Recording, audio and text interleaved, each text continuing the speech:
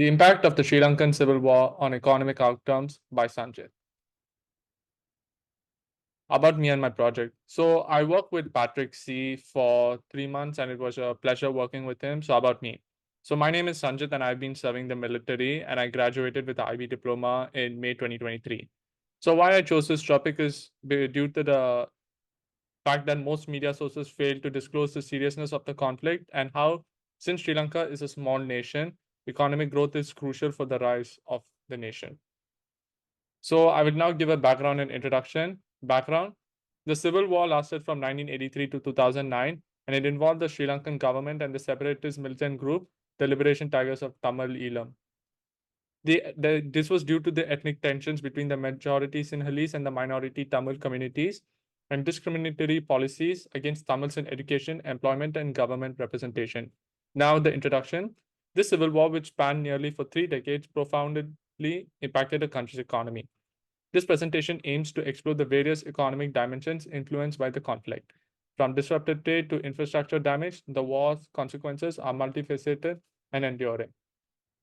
Main body and analysis. Now, first, I'll talk about tourism. So, from 1960 to 70s, Sri Lanka's tourist industry began to emerge, attracting travelers with historical landmarks, cultural heritages, and scenic beauty.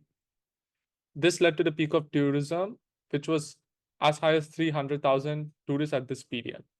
However, due to the civil war in the 1980s, this casted a shadow over the growing tourism sector. Decrease in visitors due to political unrest and safety concerns led to a decline in tourist numbers. And in 1989, visitors' numbers reduced to as low as 184,000. 1990s, the civil war led to flattened growth in tourism, especially in conflict zones.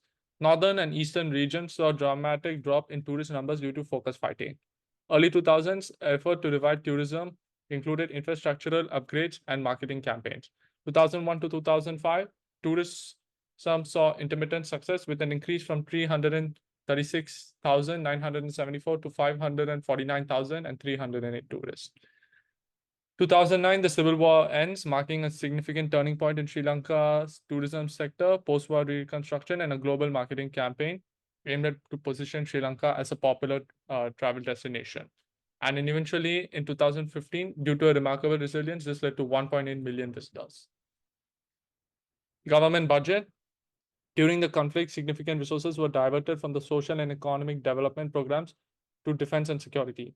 And this insecurity led to negative impact on sectors such as tourism and agriculture. And this eventually led to lower GDP growth rates and hindrance of long-term development projects. Then eventually, in the post-civil war, this was led by recovery and reconstruction war efforts. And this led to economic growth accelerated as stability improved in the nation and restoration of public investment. Poverty. So during the conflict, poverty increased due to relocation, infrastructure devastation, and drop in the economic activity. The northern and eastern areas, which were heavily affected by the war, faced heightened obstacles in addressing poverty.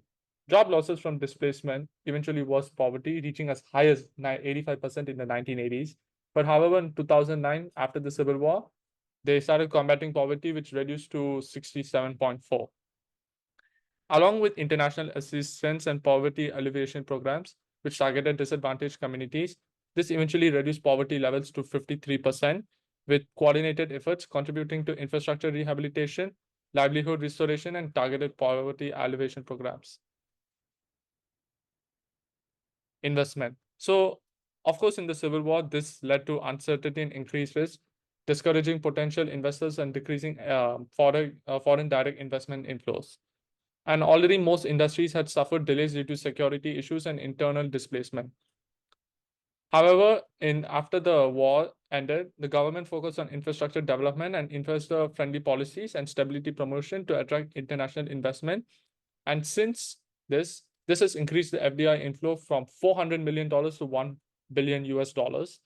And this basically encouraged a lot of economic growth for the nation and reduction in poverty. So basically, these are research studies about the Sri Lankan civil war, which are basically can be searched online by using the Google Scholar.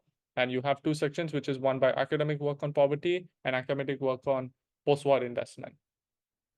So conclusion and discussion. So the civil war in which spanned for 3 decades had a significant impact on the economy. However, the post-war initiatives improved infrastructure, but still challenges persist as we know about the recent Sri Lankan economic crisis, including regional disparities and political issues. However, the resilience of the tourism industry basically highlights its potential as a key economic driver, and these recovery efforts must also now address social, political, and economic aspects. So, how this can be done by reducing regional inequalities, as we can notice in the north and eastern parts of the nation, there is actually more poverty than like the areas nearby the capital. Promote meritocracy instead of worrying about the race and the ethnicity background. Start seeing by the talent, foster international cooperation for economic growth, and prioritize security for tourism. With this sophisticated and inclusive approach, this is basically necessary for a secure, cohesive, and a prosperous future. Thank you.